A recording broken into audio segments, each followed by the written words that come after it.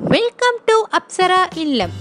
இன்றைக்கி நம்ம இல்லத்தில் பார்க்க போகிறது எங்கள் வீட்டில் மோஸ்ட்லி சண்டேஸில் எல்லாருக்கும் பிடிச்சமான ஒரு சமையல் தான் பார்க்க போகிறோம். தேங்காய் பால் சாதத்தோட செட்டுன்னே வச்சுக்கலாம். மீன் குழம்பு, மீன் வறுவல், ஒரு கூட்டு, இதுதான் மோஸ்ட்லி எங்களுடைய ஃபேவரட் சண்டே ஸ்பெஷலாக இருக்கும். வாங்க முதல்ல செய்முறைக்கு போயிடலாம். இப்போது மீன் குழம்புக்கு முதல்ல நான் தயார்படுத்த போகிறேன். மீன் கழுவுறதுக்கு முன்னாடி கொஞ்சம் ப்ரிப்பரேஷன் பண்ணி வச்சுருவேன். அதுக்கு முதல்ல நான் சின்ன வெங்காயம், கொஞ்சம் பாதி தக்காளி, 2 பச்சை மிளகா போட்டு அம்மியில் அந்த காலத்தை தட்டுற மாதிரி நான் மிக்சியில் 1-2 தட்டியோ இல்லை இடிக்கல்ல போட்டு இடித்து வச்சுருப்பேன். அந்த மாதிரி இடித்து வச்சிடணும். தக்காளி மிச்சம் இருக்கிற 1.5 தக்காளியை அடித்தும் வச்சுக்குவேன்.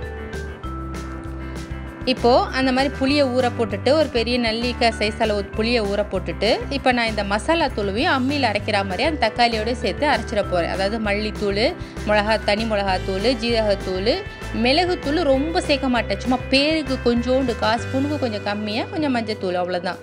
இதெல்லாம் அந்த தக்காளியோட, அந்த 1.5 தக்காளியோடு சேர்த்து அரைச்சி அதையும் அம்மியில் அரைச்ச மாதிரி எடுத்து வச்சுக்குவேன். சும்மா ஒரு மன திருப்திக்கு மாதிரி தான். இது நான் ரொம்பவே நைஸாகிடுச்சு இந்த வெங்காயம் தட்டுறது. அது ரொம்ப தட்டாமல் 1-2 குத்திக்கிட்டால் சூப்பராக இருக்கும். இப்போ நம்ம எல்லாம் ப்ரிப்பேர் எல்லாம் பண்ணியாச்சு. புளி ஊற வச்சாச்சு. இப்போ நான் அந்த குழம்புல மாங்காய் போடலாம், இல்லைனாக்கா இந்த மாதிரி கத்திரிக்காவை கீரியும் வெண்டைக்காவை கீரியும் போடலாம். இந்த மாதிரி வெண்டைக்காவை நம்ம உள்ளக்க நல்லா இருக்கான்னு பார்க்குறதுக்காக, ஏன்னா நான் முழுசாக சின்ன வெண்டைக்காய்ங்கும் போது முழுசாக தான் போடுவோம். அப்போ இந்த மாதிரி கீரி விட்டு இடையில கீரி 3-4 கீரி விட்டு பார்த்துக்கிட்டு அப்படியே வச்சுக்கலாம். அதே மாதிரி கூட்டுக்கு நான் பருப்பையும் ஊற வச்சுட்டேன். சாதத்துக்கும் நான் அரிசியை ஊற வச்சுட்டேன். தேங்காய் பால் சாதத்துக்காக நம்ம பச்சரிசி அல்லது பாஸ்மதி ரைஸ் போட்டுக்க வேண்டியதுதான்.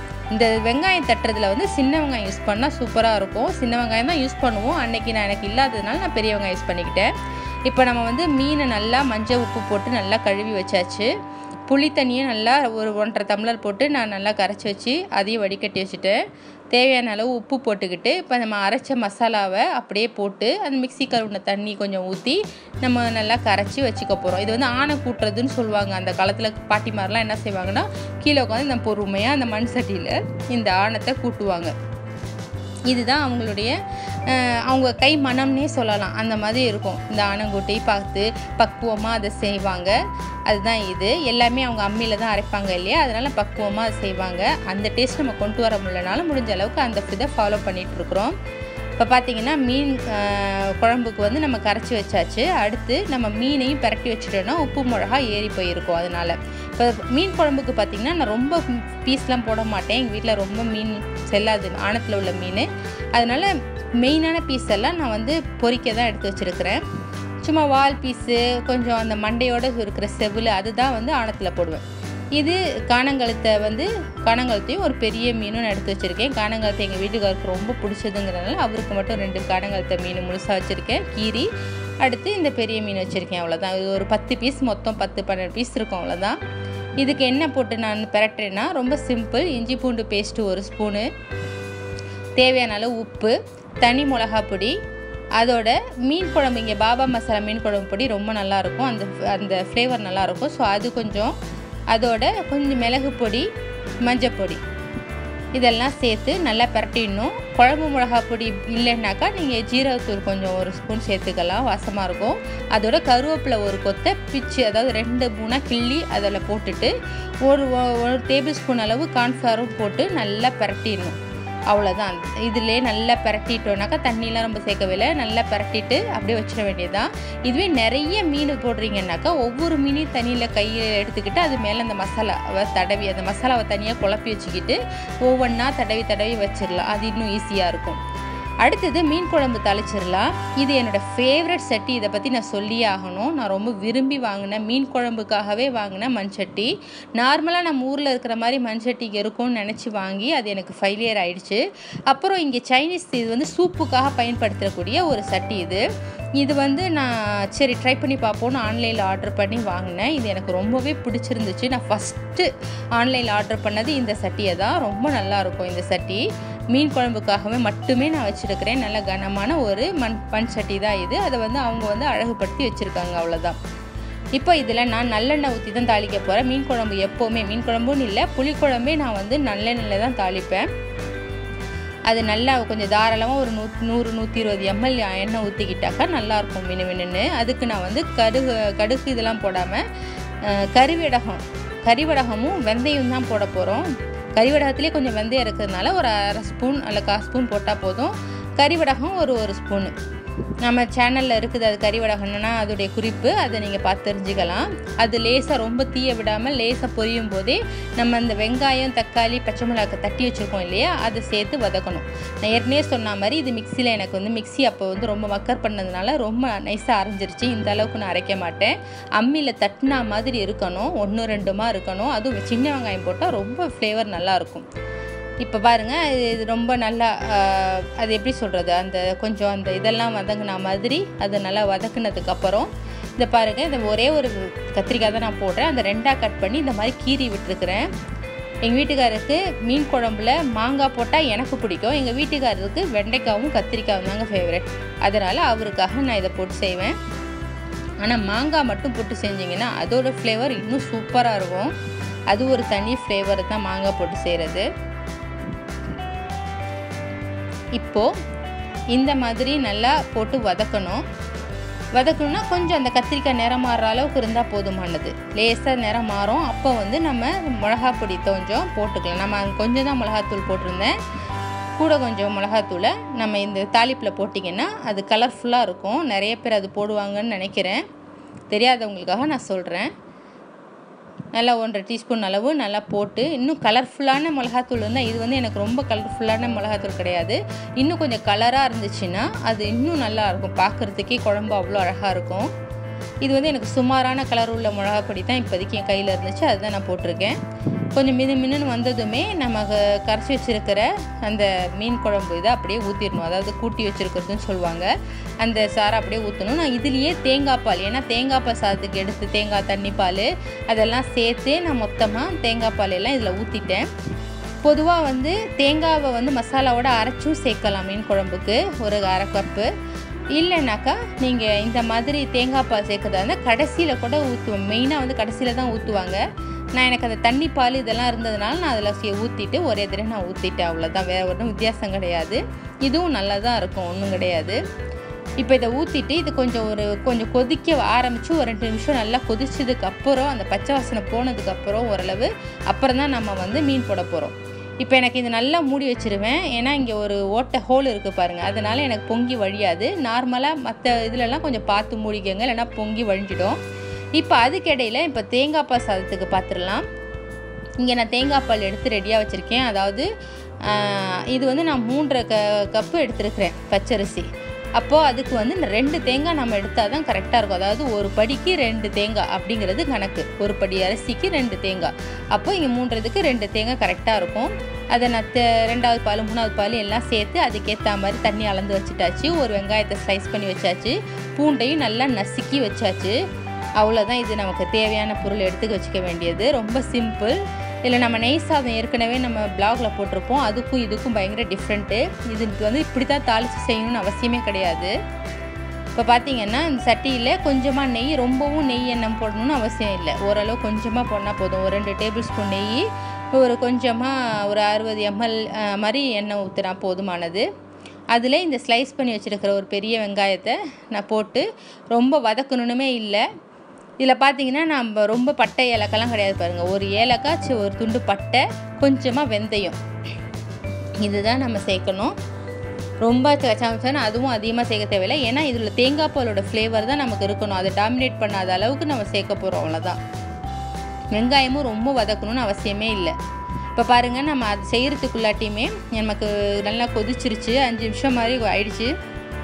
நான் இப்போ மறுபடியும் இந்த மீனெல்லாம் நான் போட்டுட்டு, அதாவது குறைஞ்ச தீயிலேயே மூடி வச்சு அது எண்ணெய் மினுமினுக்கிற வரைக்கும் வச்சு இறக்க போகிறேன். அதுக்கடையில் இதை நம்ம முடிச்சிடலாம். இன்னொரு அடுப்பில் நம்ம இதை வந்து தாளித்து விட்டுட்ருக்கேன். இது ரொம்ப வதக்கணுன்னே அவசியம் கிடையாது. இது கூட நம்ம இஞ்சி பூண்டு போட்டுடலாம். இஞ்சி பூண்டும் நம்ம அந்த நெய் சாதத்துக்கு மாதிரியோ பிரியாணிக்கு மாதிரியோ நிறைய போடணுன்னு அவசியம் இல்லை. ஒரு 1.5 டீஸ்பூன் தான் நான் மேக்ஸிமம் போட்டிருக்கேன், ரொம்ப போடலை.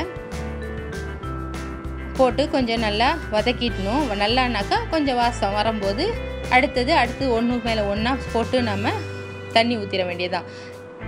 ரொம்ப நம்ம வந்து வதக்கணுன்னே அவசியமே கிடையாது. பிரியாணிக்கெலாம் வதக்குற மாதிரி ரொம்ப நேரம் வதக்கணுன்னே அவசியம் கிடையாது. இன்னும் சொல்லப்போனால் நான் வதக்கியே செய்ய மாட்டேன். மேக்ஸிமம் பார்த்திங்கன்னா அப்படியே அள்ளி போட்டு செய்வேன். அது எப்படின்னு அப்புறம் சொல்கிறேன். இப்போ பாருங்கள், தட்டி வச்ச அதாவது 1-2மா தட்டி, ரொம்ப நைஸாக தட்டணும்னு அவசியம் இல்லை. பூண்டு ஓரளவு தட்டி இந்த மாதிரி போட்டிங்கன்னா ரொம்ப நல்லாயிருக்கும். இந்த தேங்காய் பாலுக்கும் அந்த பூண்டோட வாசமும் அந்த காம்பினேஷன் வந்து ரொம்ப சூப்பராக இருக்கும். இப்போ கொஞ்சோண்டு மல்லித்தலை, கொஞ்சம் புதினா, ஒரு கொத்து கருவேப்பிலை, இவ்வளோ தான். இது வந்து ரொம்பவும் இதுவும் டாமினேட் பண்ணிடக்கூடாது அந்த தேங்காய் பால் வாசத்தை. அதனால் இதுவுமே கொஞ்சம் தான். நம்ம நெய் சாதத்துக்கு கொஞ்சம் கூட போடுவோம், அந்த மாதிரி இல்லாமல் கொஞ்சமாக நம்ம போட்டால் போதுமானது.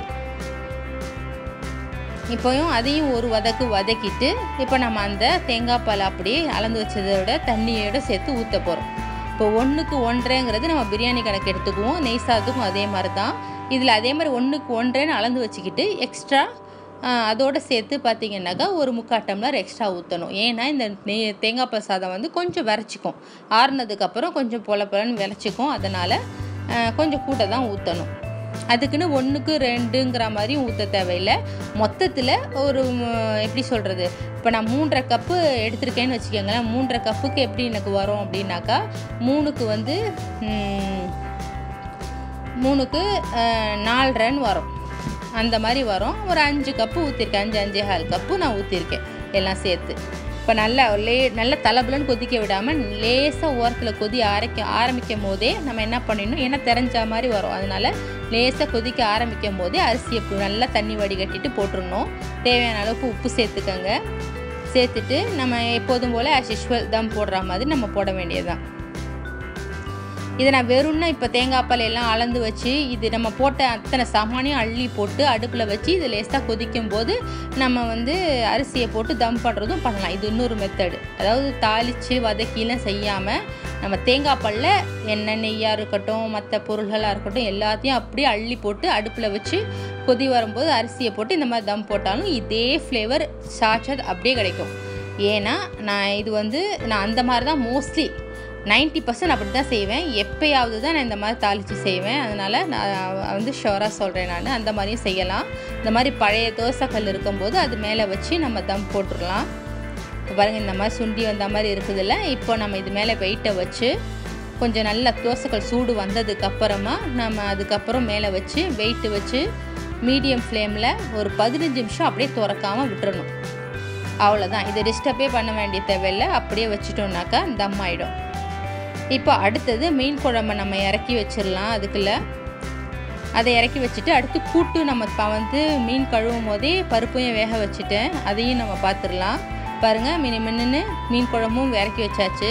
பருப்பும் வெந்து ரெடியாக இருக்குது. அதில் கொஞ்சோண்டு மிளகாத்தூள், கொஞ்சம் ஜீரகத்தூள் போட்டு வெங்காயம் 1 நறுக்கி போட்டு கொஞ்சமாக தக்காளி துண்டு ஒரு 1/4 அதையும் போட்டு நான் வந்து நறுக்கி வச்சுருக்கிற சொரைக்காய், இன்றைக்கி சொரைக்காய் கூட்டு தான் பண்ண போகிறேன். இந்த மெத்தட் வந்து நம்ம சேனலில் இருக்குது ஆல்ரெடி.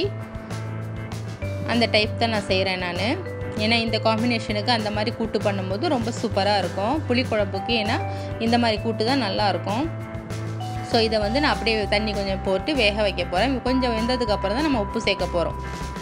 இப்போ எனக்கு இது 1/4 மணி நேரத்துக்கு மேலேயே ஆயிடுச்சு. இப்போ நான் எப்படி இருக்குன்னு காட்டுறேன் பாருங்கள். நல்ல தம்மாகி எவ்வளோ சூடு வருது பாருங்கள். இப்படி இருக்கணும். இப்படி இருந்தால் தான் சீக்கிரம் தம் ஆகும். ஸோ 15 நிமிஷமே உங்களுக்கு போதுமாயிடும். பாருங்கள், நல்லா தம்மாகி தண்ணியெல்லாம் சுண்டாகி சூப்பராக பொலன்னு ஆயிடுச்சு. இன்னுமே இது ஆறும்போது இப்போ இது சூட்டோடு இருக்கிறதுனால இப்படி இருக்குது. இன்னும் ஒரு 10 நிமிஷம் நீங்கள் அப்படியே ஆஃப் பண்ணி விட்டுட்டு திறந்து பார்த்தீங்கன்னா இன்னும் பொலன்னு இருக்கும். நல்லா டிஃப்ரெண்ட் தெரியும் உங்களுக்கு.